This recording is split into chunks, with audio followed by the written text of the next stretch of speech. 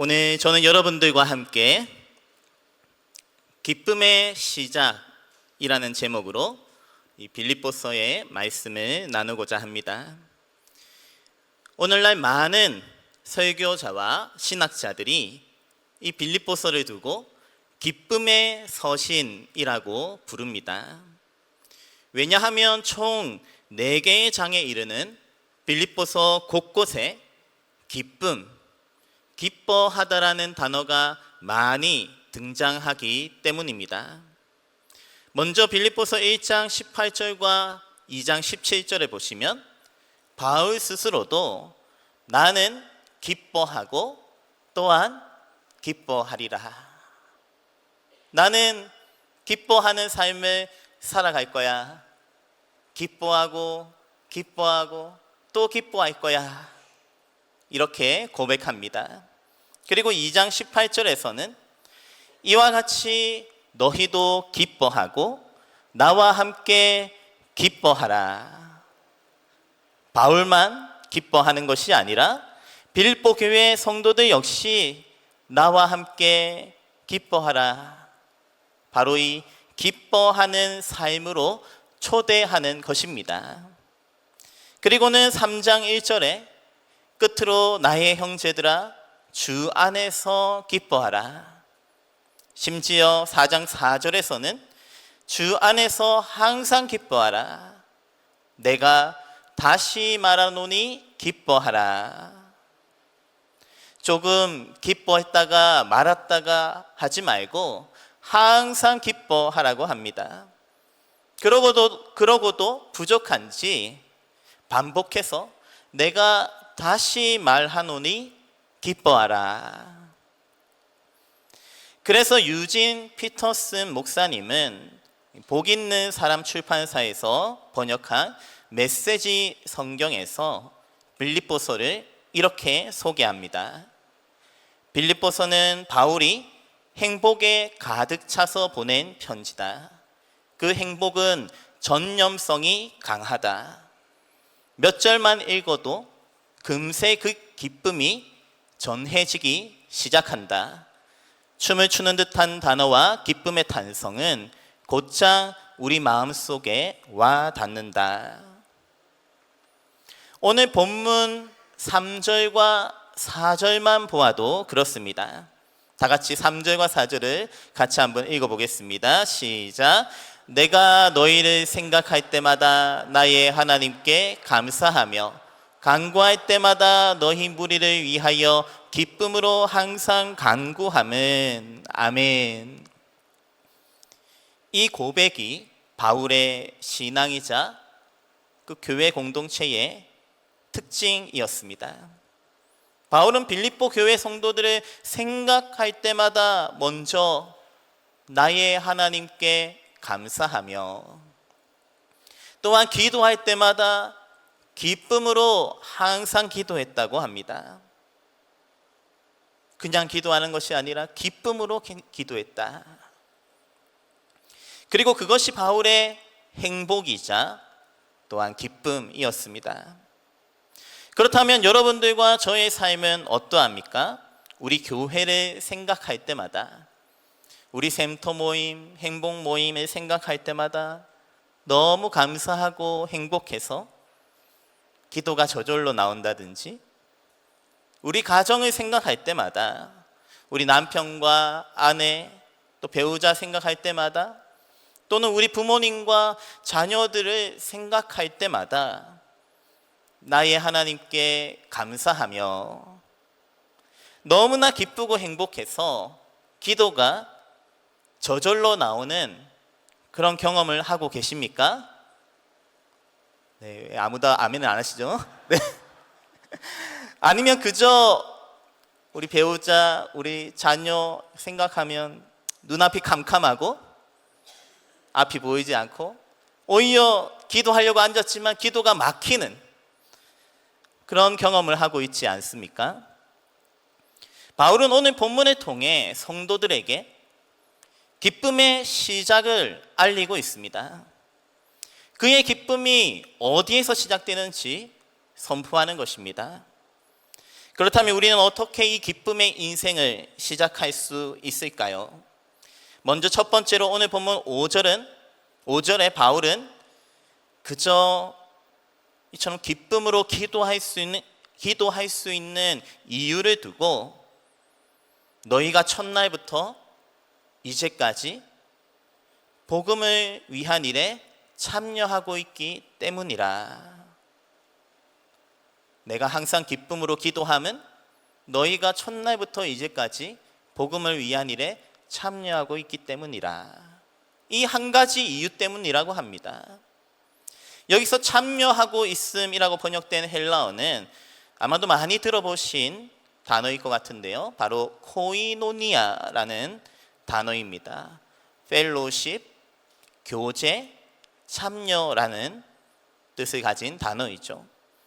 따라서 바울이 빌립보 교회를 생각할 때마다 감사하고 기쁨에 겨워서 저절로 기도가 터져 나오는 이유는 무언가 대단한 이유가 있어서가 아닙니다. 어떻게 보면 너무나 당연한 이유일 수도 있죠. 빌립보 교회와의 이 영적인 교제가 첫날부터 이제까지 계속해서 이어져 오고 있기 때문입니다. 그 이상의 더 많은 것을 기대하지 않습니다. 우리 가정에서 생각해 보면 그저 배우자에게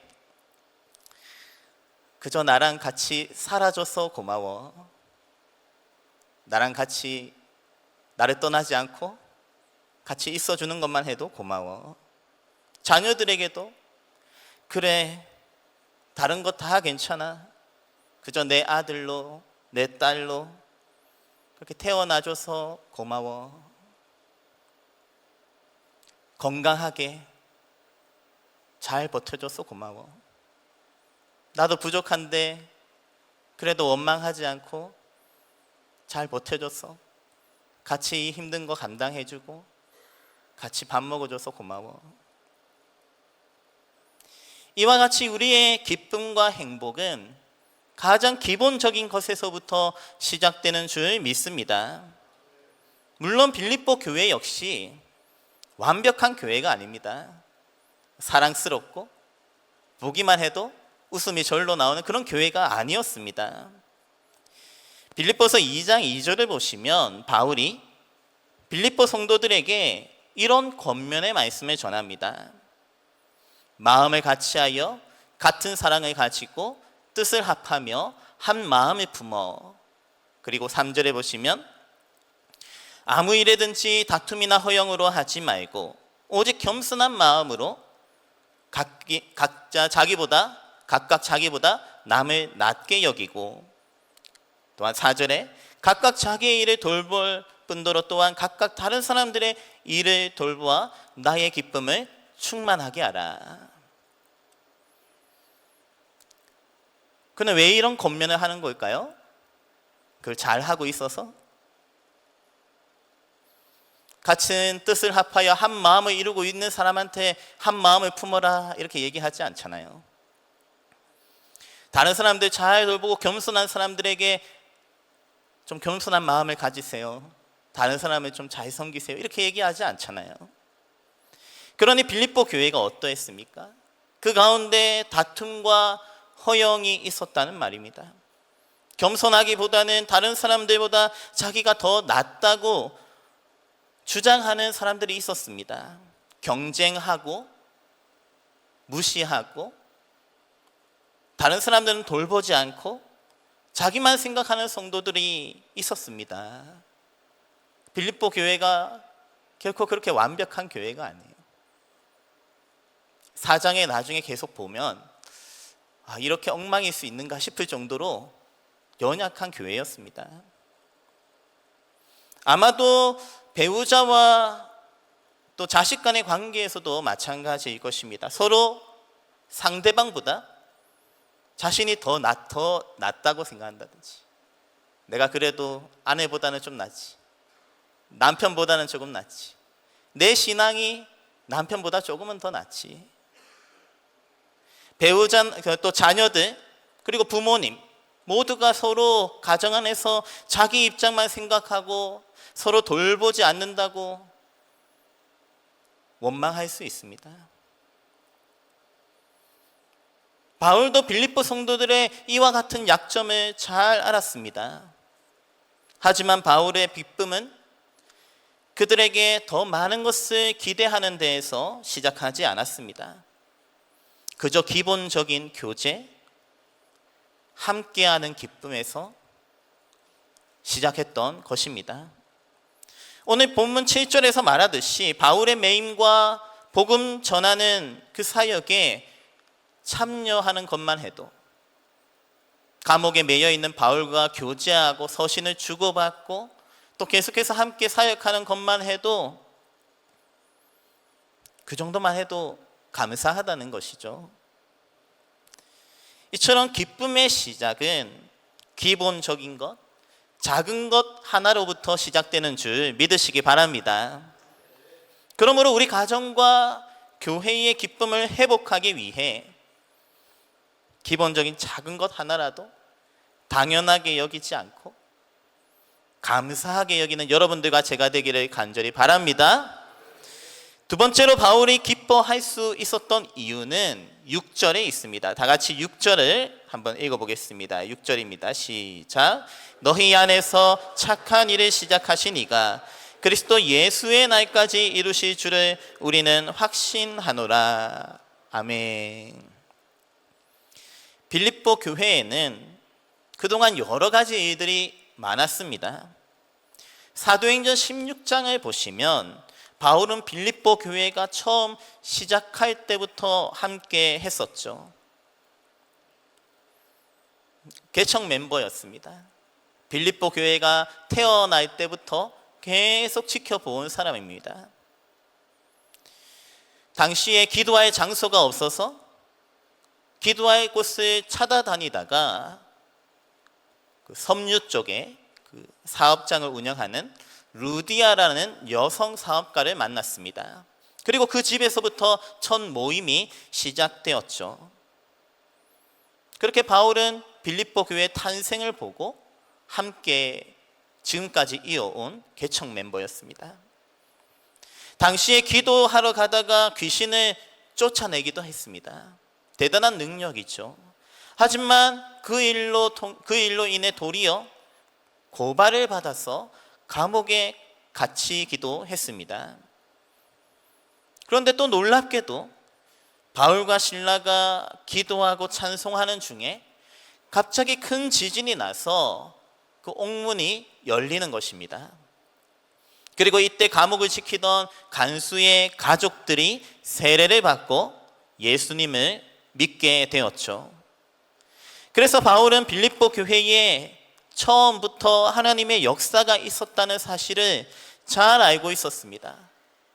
이 교회는 내가 노력해서 내가 엄청 대단한 능력을 행해서가 아니라 하나님께서 이 교회를 탄생시키시고 하나님의 역사로 이 교회가 시작되었다는 사실을 잘 알고 있었죠. 그리고 바울은 오늘 본문 6절에서 이처럼 빌립보 교회에 이 착한 일, 좋은 일, 구원의 일을 시작하신 하나님께서 그리스도 예수의 날까지, 이 세상 끝날까지 계속해서 이 좋은 일, 착한 일을 이루신다는, 구원의 일을 이루신다는 믿음을 고백합니다. 물론 바울도 때때로 빌립보 성도들을 바라볼 때 그들이 너무나 연약하게 흔들린다는 점을 잘 알고 있었습니다. 그래서 3장 2절을 보시면 빌립보 성도들 주변에 서성거리는 개들을 삼가고 행악하는 자들을 삼가고 몸을 상해하는 일을 삼가하라고 그렇게 권면할 정도였습니다. 빌립보 교인들 주변에 불안한 일, 나쁜 일, 행악하는 일들이 일어나고 있다는 사실을 잘 알았습니다. 하지만 동시에 바울에게는 다 알고 있지만 오늘 이와 같은 믿음이 있었습니다. 바로 하나님께서 우리 빌립보 교회에 좋은 일을 시작하셨고, 착한 일을 시작하셨고, 구원의 일을 시작하셨고, 나아가 그리스도의 날까지 이루실 거야. 우리 가정과 교회 안에서도 마찬가지입니다. 여러 가지 우리를 불안하게 만드는 주변의 환경들, 행악자들이 있죠. 우리 교회를 생각할 때도 마찬가지입니다. 늘 잘 될 수만은 없죠. 불안한 요소들이 있고, 또 교회를 흔드는 자들이 있고, 또 여러 가지 어려움들이 다 있죠. 우리 가정의 배우자와 자녀들 생각해 봐도 좋은 사람, 주변에 좋은 사람들만 있는 것이 아닙니다. 이상한 친구들이 붙을 수도 있습니다. 우리를 불안하게 만들고 우리 가정과 교회의 기쁨을 빼앗아 갈 만한 그런 위험한 일들이 한두 가지가 아닙니다. 하지만 우리가 이 가정과 교회 안에서 이 기쁨을 지켜 나가려면 반드시 이와 같은 믿음이 필요합니다. 하나님께서 우리 제2성도교회 처음부터 선한 일을 시작하셨고, 구원의 일, 좋은 일을 시작하셨고, 그 하나님께서 그리스도 예수의 날까지 계속해서 이 구원의 일을 이루실 거야. 그렇게 이루시는 줄로 믿습니다. 이 믿음이 있어야 기쁨이 시작되는 것입니다. 우리 가정에도 마찬가지죠. 우리 가정도 마찬가지입니다. 하나님께서 우리 가정에 복음을 주셨고, 나를 변화시키셨고, 우리 자녀들 흔들리고 이 세상 가운데 부딪히고 넘어지지만 하나님이 우리 가정 부르시고 우리 가정 가운데 구원의 좋은 일을 시작하신 줄 믿습니다. 믿습니다. 그와 같은 믿음이 있을 때 우리는 기쁨을 잃어버리지 않습니다. 주변 환경 때문에 기뻐하는 것이 아니라 우리 가운데 역사하시는 하나님 때문에 기뻐하는 것입니다. 그러므로 때때로 우리 자녀들이나 교회 공동체를 바라볼 때 우리 마음에 매우 불안해 보이고 걱정이 되기도 하지만, 오늘 여러분들과 저에게 바울과 같이 하나님이 끝까지 지키시고 선한 일, 착한 일을 이루신다는 믿음이 있기를 간절히 바랍니다. 그렇게 기쁨을 지켜나가는 그런 은혜가 있기를 간절히 바랍니다. 마지막으로 4절에서 바울은 빌립보 교회를 위해 항상 기쁨으로 기도했습니다. 기도가 없이는 믿음을 지킬 수가 없죠. 기도가 없이는 결코 만족하거나 감사할 수 없습니다. 기도는 우리의 믿음을 강건하게 만들 뿐만 아니라 우리 가정과 교회 공동체에 무엇이 중요한지 깨우쳐 줍니다. 그리고 진짜 믿음이 있는 사람은 막연하게 그저 알아서 잘 되겠지라고, 그래 뭐 잘 될 거야, 이러다가 또 좋은 일이 있겠지, 막연하게 방치하는 것이 아니라 더욱 책임감을 가지고 하나님을 의지하며 기도합니다. 이처럼 우리의 기쁨의 시작은 기도에서 일어나는 줄 믿으시기 바랍니다. 특별히 오늘 본문 9절부터 11절까지 바울은 이렇게 기도합니다. 바울이 항상 기쁨으로 기도하는데 9절부터 11절까지 이렇게 기도하는 것이죠.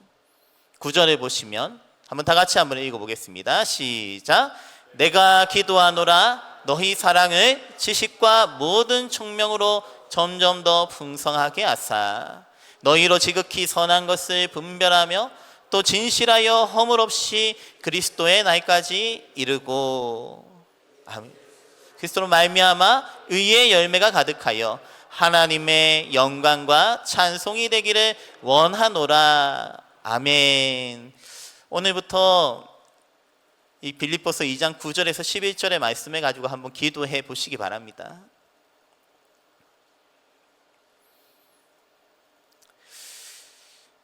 앞서 바울은 6절에서 6절에서 이 빌립보 교회에 착한 일을 시작하신 하나님께서 그리스도 예수의 날까지 끝까지 구원의 일을 이루신다는 믿음을 가지고 있었습니다. 확실하다는 것이죠.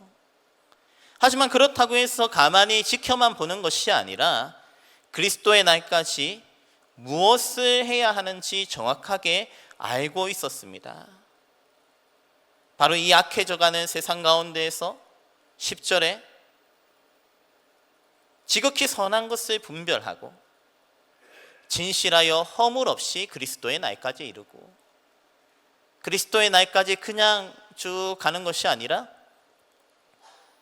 그 가운데 지극히 선한 것을 분별하는 능력이 필요하고, 진실하고 허물 없이 그리스도의 날까지 이르게 해달라고 기도하는 것이죠. 우리 자녀들이 앞으로 살아갈 세상, 그리고 우리 남편과 아내, 배우자가 일하는 그 삶의 현장이 결코 만만치 않습니다. 잘 알고 있죠.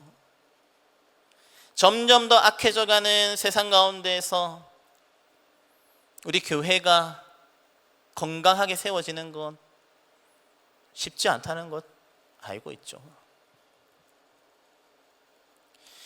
그 가운데 바울은 무엇을 위해 기도할지 정확하게 아는 것입니다. 하나님, 정말 이 악한 세상 가운데서 넘어지고 흔들리기 쉬운 이 세상 가운데에서 우리 자녀들, 우리 배우자, 그리고 우리 교회가 지극히 선한 것을 분별하게 하여 주시옵소서. 최고의 우선순위가 무엇인지 분별하게 하여 주시옵소서. 그리스도의 날에 이르기까지 진실하고 허물 없이 이르게 하여 주시옵소서. 그러므로 여러분들과 저 역시 우리 자녀들, 배우자 위에, 또 주의 몸된 교회와 직분자들, 목회자들 위해서 그들 모두 지식과 모든 청명으로 점점 더 풍성하게 해달라고, 그들이 서로 사랑하되 사랑하는 것에만 멈추는 것이 아니라 그 위에 지식과 총명을 더해 주시고 점점 더 풍성하게 자라게 하여 주시고, 그렇게 그리스도의 날까지 이룰 수 있도록 주님 도와주시옵소서. 기도하는 여러분들과 제가 되기를 간절히 바랍니다. 특별히 오늘 마지막 11절에서 바울이 기도하는 부분을 눈여겨보시기 바랍니다. 이 세상에 우리는 다양한 열매를 맺을 수 있죠. 우리 가정과 교회에서 시작된 기쁨, 이 기쁨은 다양한 열매로 나타날 것입니다. 그 중에는 금전적인 열매도 있을 것이고, 좋은 학위와 직업과 또 우리 자녀들의 결혼의 문제와 여러 가지 열매가 있을 것입니다. 그런데 11절에서 바울이 기도하는데 그 중에서도 특별히 예수 그리스도로 말미암은 의의 열매가 있다고 합니다. 그래서 예수님이 아니면 결코 맺을 수 없는 열매이죠. 흔히 세상에서 말하는 물질적인 열매가 아닙니다. 세상에서 아무리 노력하고 열매 맺으려고 해도 맺을 수 없는 열매죠. 이것은 도리어 갈라디아서 5장 22절과 23절에 나타나는 성령의 9가지 열매에 가깝습니다.